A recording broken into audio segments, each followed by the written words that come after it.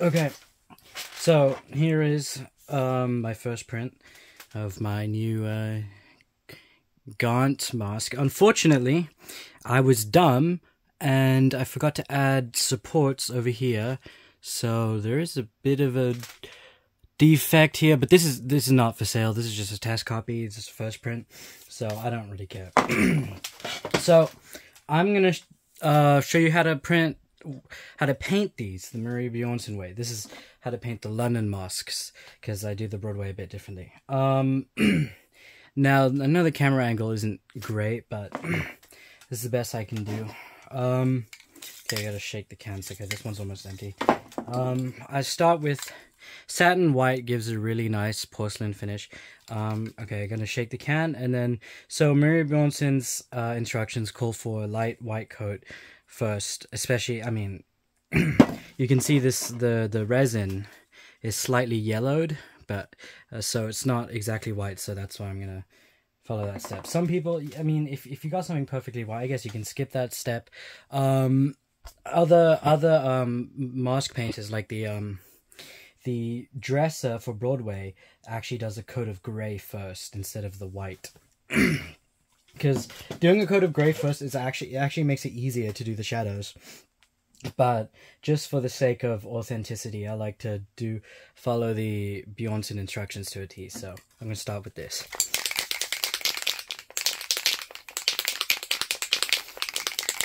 Shake it well, make sure it's mixed. These are printed at, I think, 0.075 millimeter layer heights. I tried 0.01. Yes, 0.01.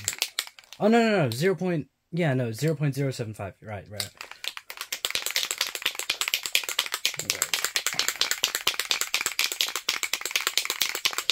So, get the cap off. So, just get a nice white coat.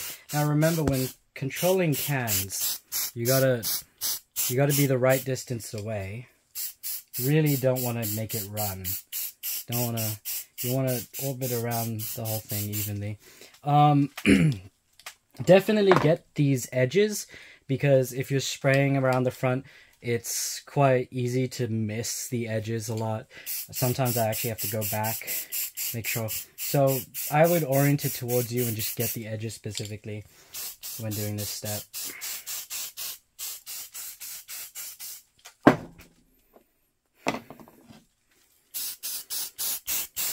Do this somewhere ventilated if you can, obviously. Unfortunately, it's winter and the garage is freezing.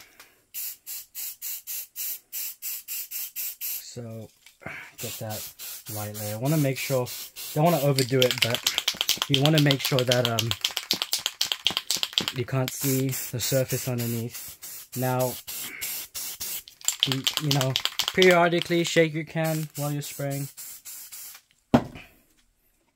And you got to be really careful, because you know, you're spraying on a surface that it won't soak the paint like if you're spraying on fabric. So anything you do too much will start to run and drip, which you really don't want, because if it starts to run, because you know, of the curvature, it'll start to collect around the eye and you'll get streaks there, and you have to start over. You can start over with paint thinner if you screw up. You know, almost did a bit too much on the nose, but that should be fine. So that's the first white coat down. Yeah, and satin white gives a nice porcelain finish. So the next step calls for glass, not glass, for brown. I think they use a lighter brown, but locally this is the lightest brown I found. This is the Krylon glass leather brown. I use Krylon for everything. So when you're spraying, you want to, so the brown is used for the first coat of shading, and I have a very specific methodology in that I spray it at a level and angle where the shadow, the brown, only catches on the places that would be shadowed. Like, imagine light shining from above, like stage lights. These areas would be shadowed. The light would not hit them. So here's some tricks that will really help with getting the shadows in the right place. Angle it. So I'm sitting this way. Angle it, rotate it clockwise like that. And then spray from the side. Because you want to be spraying this way, not that way. That will help a lot. So, you want to spray. The instructions call to be quite far away. Hold the can quite far away. It's off camera. But you want to hold the can quite far away from the mask when you're spraying the gray coat. Now, try and not cover the whole mask in, brown, not gray. So, start off here. And you can see with this low angle, I'm spraying at a really low angle, basically table level. You can see it's already catching on to the shadowed areas. And you want to do the side of the nose really carefully. You want to go up here a bit. It gives the illusion of more of a curve from far away, like especially on stage. You can see they do that. This area is heavily shadowed on the 25th anniversary mask in the Royal Albert Hall recording. So you want to spray it that way. So once you get there, okay, so now when you're doing these further bits, if you spray low like this for this, you won't catch those further bits. So you got to actually lift up a bit. Be careful, don't overdo it. Like, you don't want a dark, wet saturation of paint. You want like a light brush over. And then now for this side of the cheek, because it won't catch, you can actually just rotate it like this and then spray from about here. Hopefully, I can't see on camera right now, but hopefully you're seeing. Okay. God, my throat is all messed up today. So it should be something like this. Brown on, actually, I need more brown on the side. Always, before overdoing it, always, stop, pick it up. Be careful though. The amount of times I've ruined a really good paint job by accidentally touching the front or dropping it or something is kind of embarrassing. Always periodically check on your shading, see what areas need to be touched up. So you should be getting this down the cheek, around over here, under the nose, side of the nose, up right next to the eyebrow, up across here, and over here.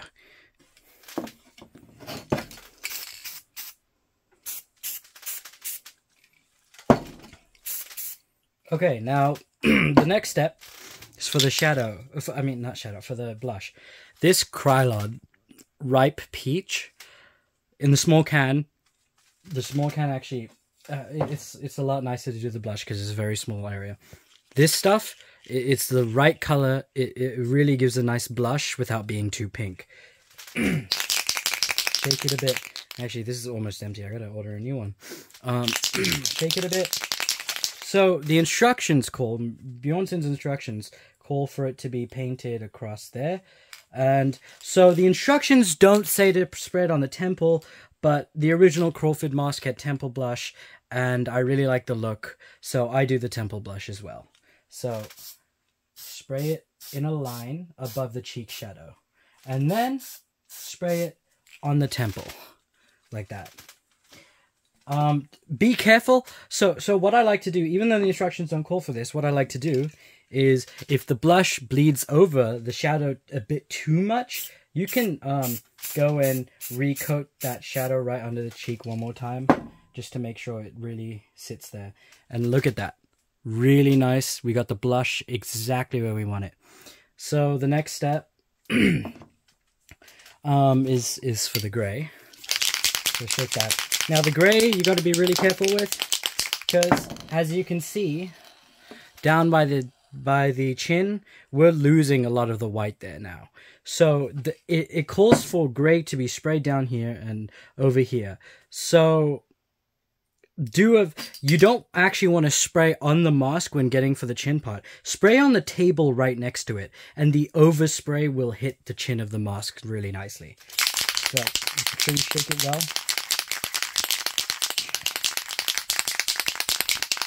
And you want to take your time, don't rush it. Remember, you want each layer to just dry a tiny bit.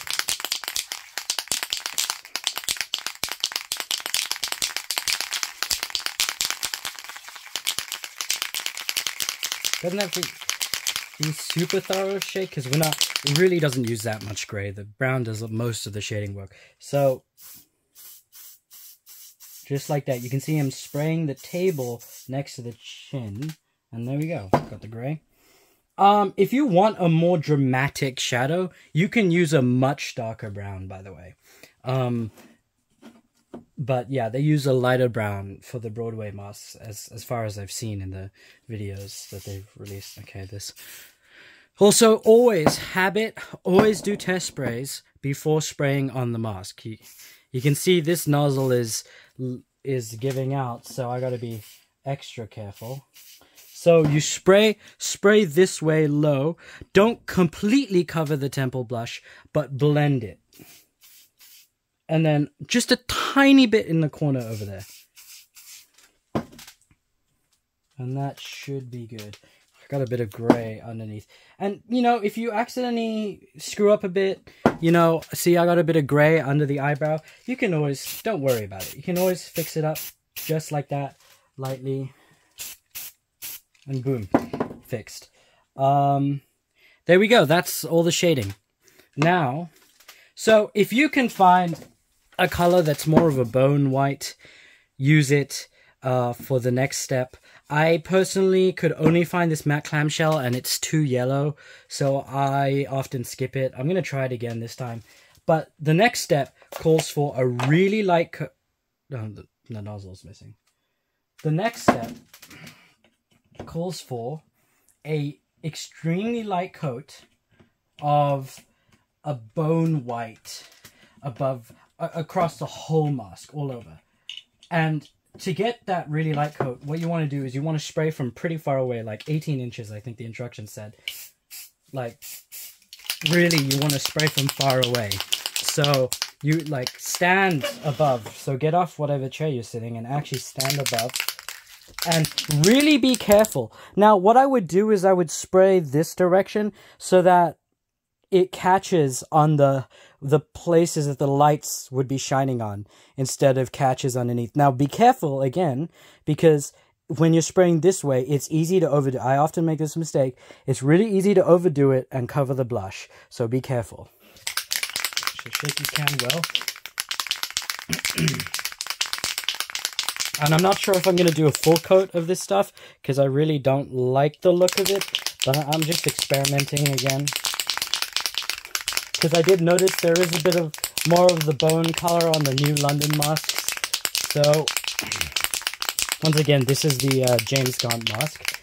I'm going to do a painting tutorial on Broadway. Here's one of the Broadway test things, but I want to do a paint tutorial on one that actually looks good. This I used to practice. I still practice sometimes. On Broadway, they use cans. At West End, they originally used cans, but they switched to an airbrush. And I think the new ones use an airbrush. But you can still achieve really good airbrush-like shading with cans. Like, look at this. I have my JOJ V2 here. You can see how fine that line between the shadow and the eyebrow is. You can see how nicely the shading came out on this one. Okay, so spray above from this angle, lightly.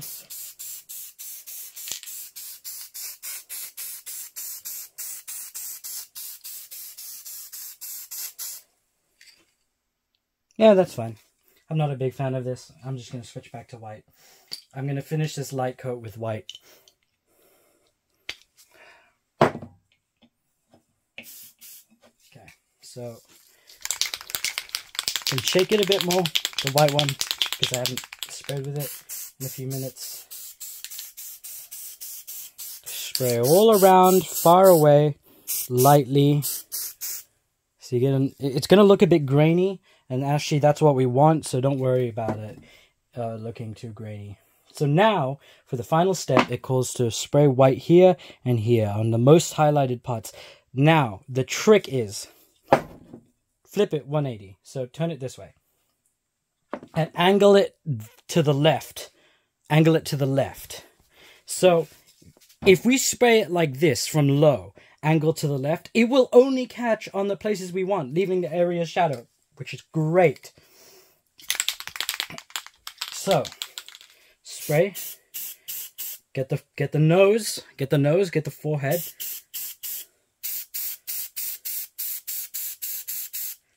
Excellent. And now this side, this tiny bit, this bit of the eyebrow here, if you can't get it, you can spray like this. Be careful not to cover. Damn, I almost fully covered the blush. Well, you see, yeah, should be fine.